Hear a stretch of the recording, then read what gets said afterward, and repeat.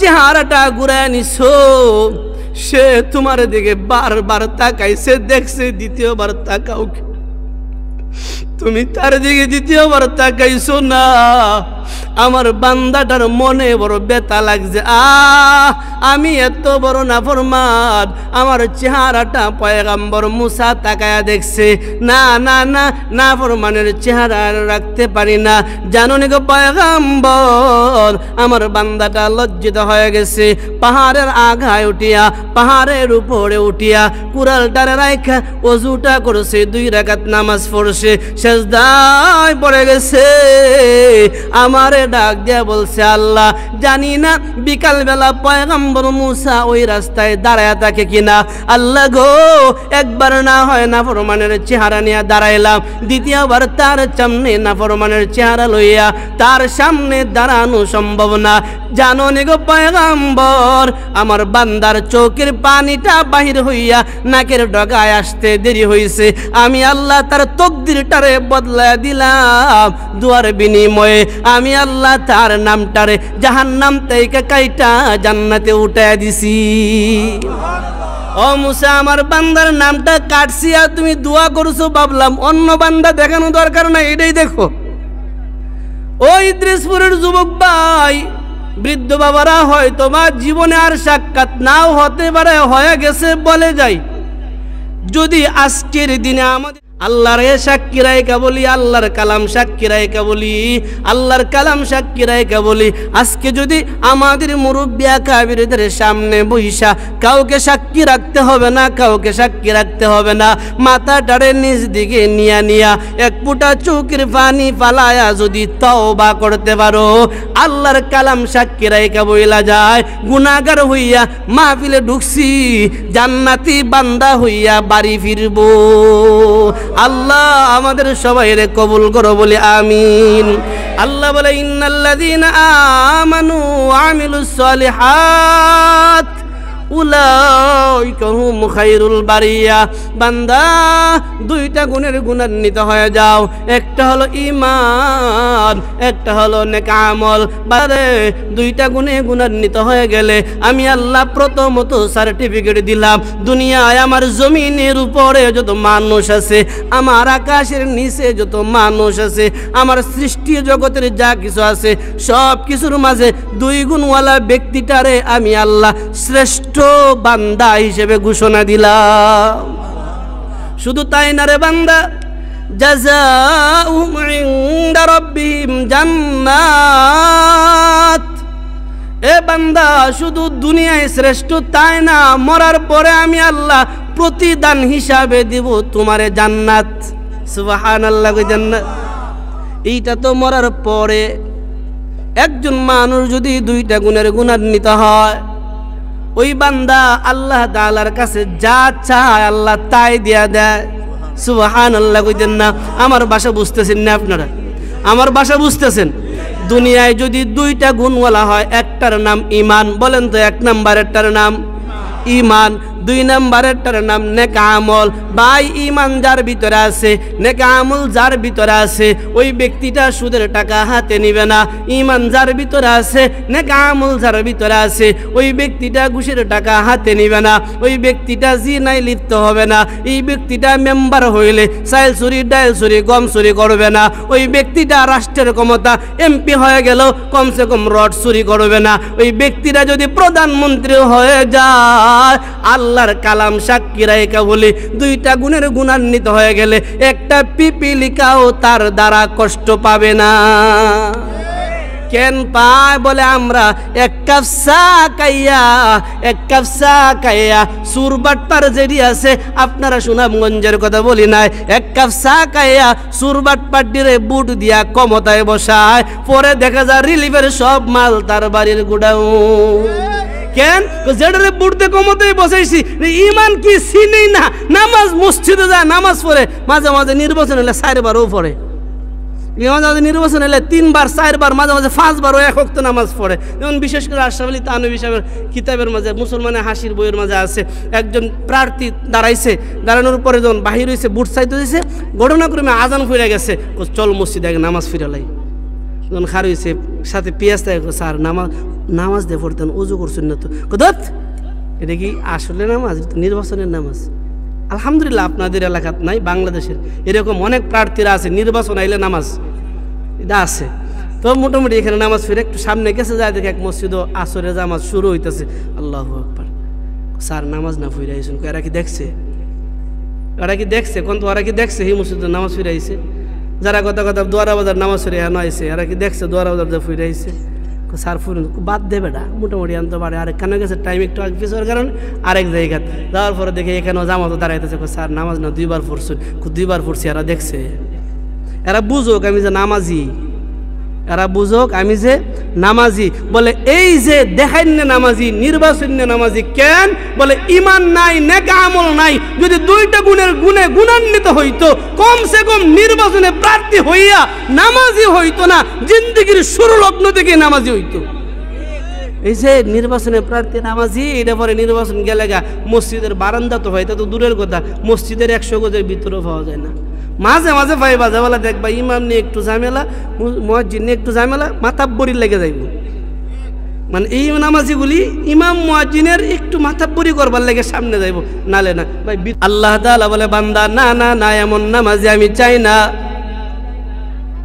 আল্লাহর রাসূল বলে উম্মতের আমার, আমল করো অল্প, ইখলাসের সাথে করো, সব সময় করো। যদি ইখলাসের সাথে আমল হয়, সব সময়ের আমল হয়, সত্যি যদি ঈমানওয়ালা হয়, নেক আমলওয়ালা হয়, এই বান্দাটা আসমানের দিকে তাকায়া হাতটা উঠায়া দোয়াটা করতে দেরি হবে, দোয়াটা কবুল হতে দেরি হবে না। বুঝাইতে গিয়ে আমাদের সময় কম, সংক্ষিপ্ত একটা ঘটনা বলে আপনাদেরকে বুঝাই। তাফসীরের কিতাবের মাঝে উল্লেখ করা হয়, পয়গম্বর সুলাইমান আলাইহিস সালাতু ওয়াস সালামের জামানায় একজন আবেদা সলেহা, একজন নেককার মহিলা ছিল। ভাই ভিতরটা আর একটু কম আনছে, কষ্ট করে। আবেদা সলেহা নেককার একজন আল্লাহওয়ালা মহিলা ছিল। মহিলাটা ঈমান ছিল, নেক আমল ছিল, বিশ্বরূপসী ছিল, কিন্তু বংশটা বালা ছিল না, জালর মেয়ে। ভাষা বুঝতেছেন আমার? জালর মেয়ে হওয়ার কারণে মানুষটার দাম তেমন সমাজে নাই। গরিবের মেয়ে হইলে সমাজে তেমন বেশি দাম নাই, গরিব হইলে সমাজে তেমন বেশি দাম নাই। তবে একটা কথা শুনো, গরিব মানুষটার কাছে যদি ঈমান পাওয়া যায়, নেক আমল পাওয়া যায়, সমাজের দাম কিছু আসে যায় না। সবচেয়ে বড় দাম তো আমার আল্লাহ দামি বানায়া দেয়। এই সময়ে ওই জামানায় পয়গম্বর সুলাইমান আলাইহিস সালাতু ওয়াস সালামের বিবাহের বয়স হলো সবে মাত্র।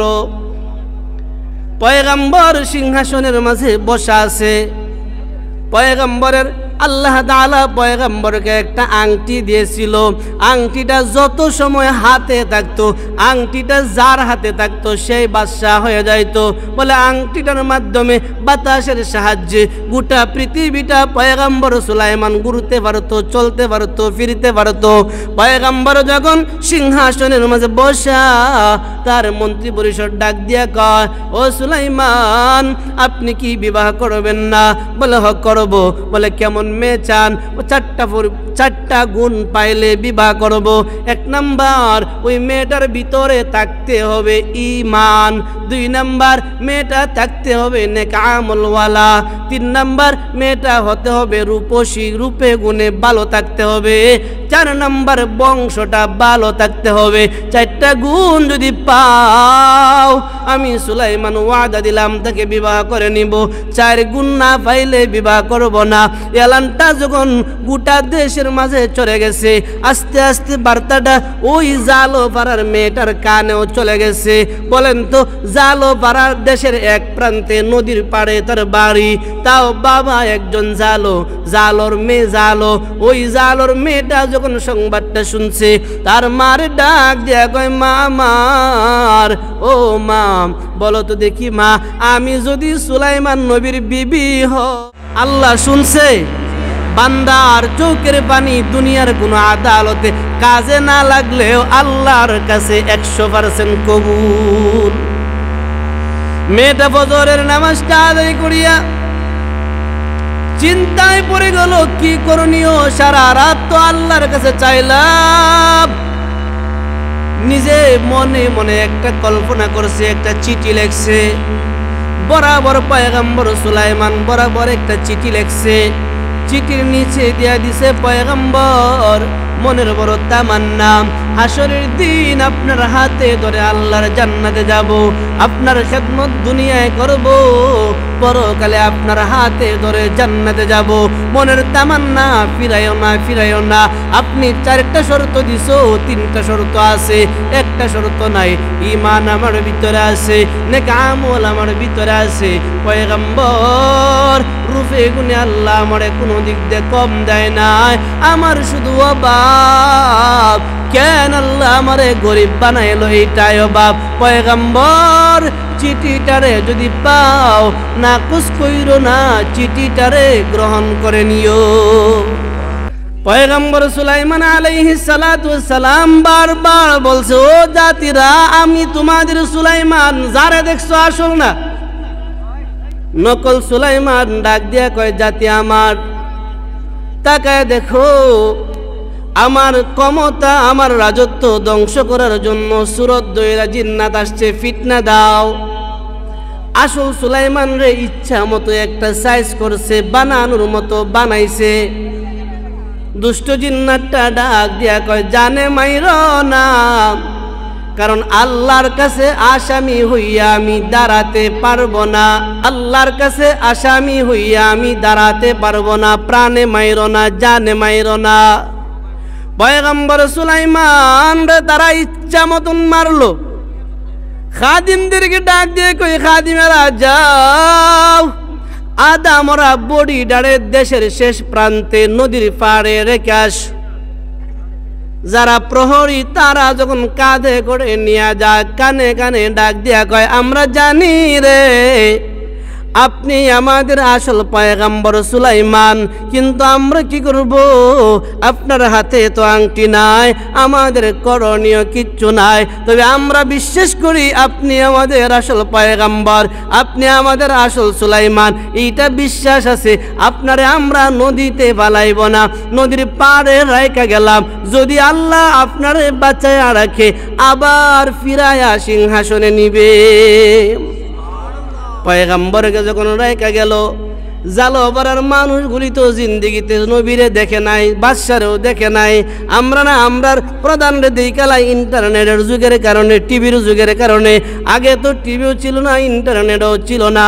সকাল যখন হলো, পূর্ব আকাশে যখন সূর্য উদিত হয়ে গেছে, মানুষগুলি এলাকার জালো মানুষগুলি জাল নিয়া নিয়া তারা নদীর পাড়ে যায়। নদীর পাড়ে যখন যায়, তাকায় দেখে একটা আধা মরা মানুষ পড়ে রইছে। সবাই ডাক দিয়া কয়, ধরো। কেউ ধরে না, কেউ ধরে না, ভয় পায়। এত সুন্দর মানুষ বুঝি হয়, কারণ মানুষ তো সুন্দর হবে রে। একদিক দিয়া বাদশা, আরেক দিয়া দিয়া পয়গম্বর, একদিক দিয়া বাদশা আরেক দিক দিয়া পয়গম্বর। বাদশার চেহারা তো সাধারণ চেহারা না, কেউ ভয়ে ধরে না। কেউ বলে এইটা সাধারণ মানুষ না, জিন্নাত, কেউ বলে এটা ফেরেশতা, কেউ বলে বর্তমানের বাদশা। সর্বশেষ ওই জালোর মেয়েটা, যে মেয়েটা সারা রাত কাঁদছিল, তার বাবা জাল কাঁধে নিয়ে আইসা দেখে মানুষটা মরাও না, যেতাও না, পড়ে রয়েছে। ডাক দিয়া কয়, ধর তারে আমরা আমাদের বাড়িতে নিয়ে নেই। সবাইকে শখ থাকলে তুমি নেও, আমরা না। কারণ কি জানি, জিন্নাত হইলে সুস্থ হইলে ফিতনা দিব, ফেরেশতা হইলে তো আরো শেষ করে লাইব। আর যদি আসলে বাদশা হয়, পুরাটাই গজব। আল্লাহ তাআলা আমাদের সবাইরই কবুল করুক, বলেন না আমিন। আমাদের প্রধান অতিথি চলে আসছে, প্রধান অতিথি আসার পরে ওনাকে বসে রাইখা বয়ান করার মতন তবিয়ত আমার নাই।